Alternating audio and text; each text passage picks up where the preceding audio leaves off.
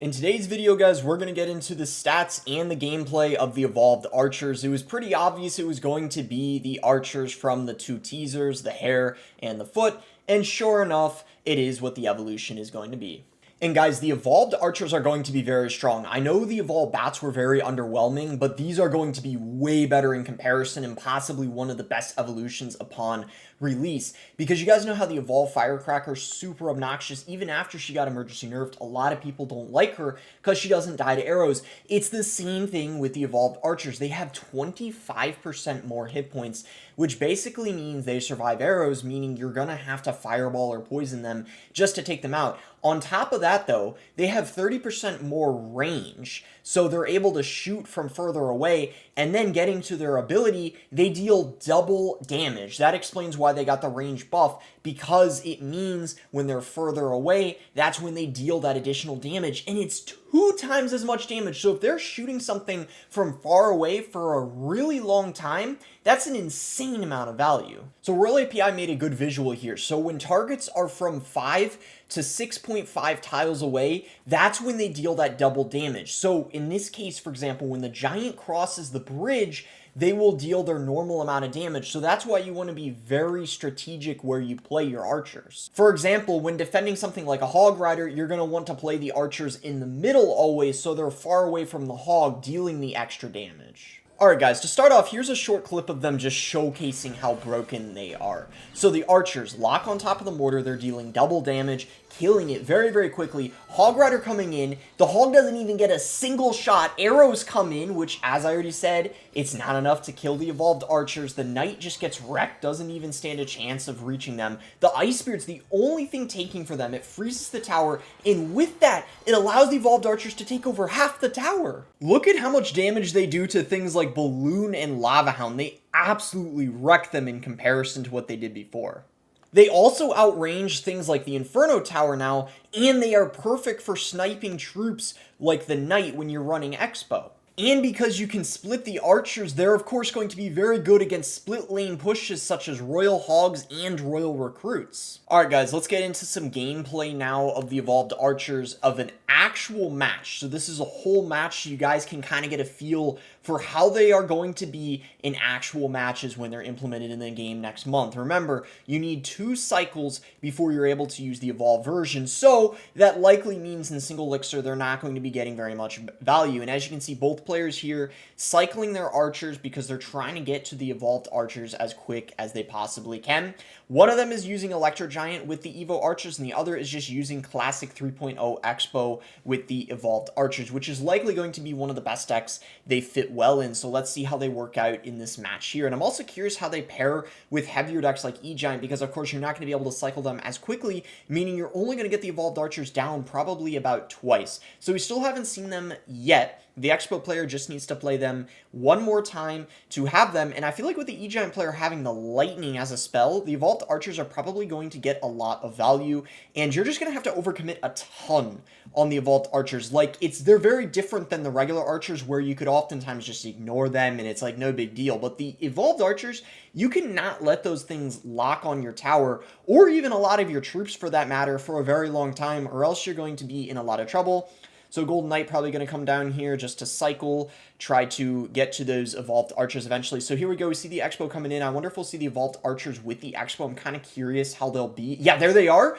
So right on top. Oh my gosh, they just melt the Phoenix, and you can see it forces a lightning out from the E-Giant player. So even though, you know, they die to the lightning rather quickly, that's 6 elixir you have to spend just to take them out. And before that even happened, they killed the Phoenix rather quickly. I mean, they just annihilated that thing, just dealing all that DPS they do, twice the damage. So now the E-Giant player has the evolved archers. Likely he's going to try to get them with an E-Giant push, I would say, because you want to try to have a tank with them, you know, so this is a good opportunity for them. If I was him, I'd play them right here. I don't know what the holdup is. Okay, Golden Knight gets cycled first. Then are we going to see them? Hello? I feel like they could probably snipe those regular archers. Yeah, look at that. Bro, that is so broken. That's like actually mind-blowingly broken. It forces a fireball out just to take it out. Barbell come, like, look at that.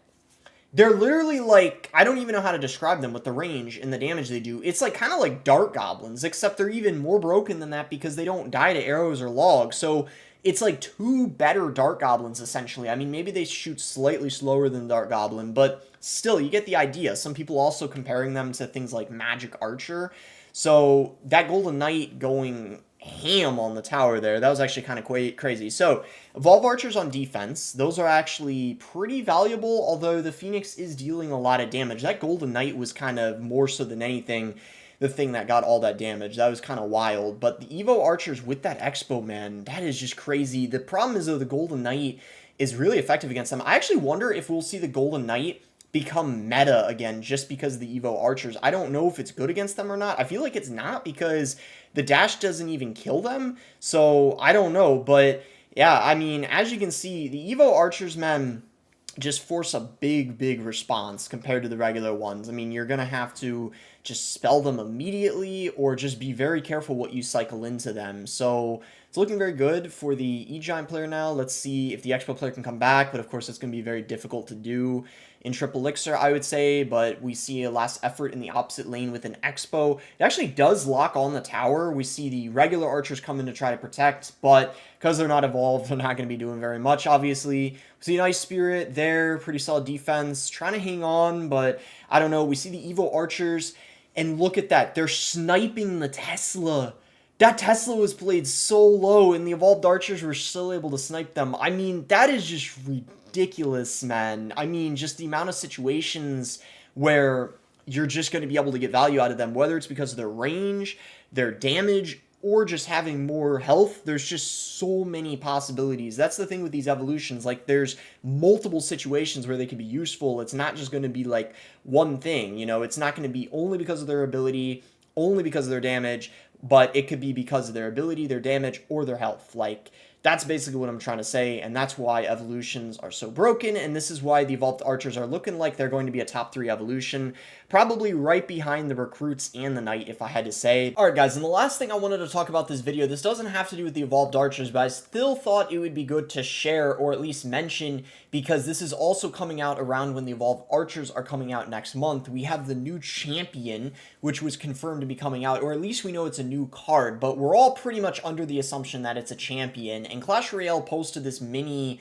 teaser. They posted a ton for the Evolved Archers, and now it looks like they're doing the same with the upcoming champion or card. So they did this thing here. It says number 1, make mess. Number 2, trouble. Number 3, get scroll. Number 4, be king. So I have no idea what any of this means, but in the Royal API post, there was a hint that said goblins were chattering, and there's some people saying that it might be a goblin king or something goblin related as the next champion. So what do you guys think? What do you guys think the next champion is going to be based off of whatever this is that they tweeted out?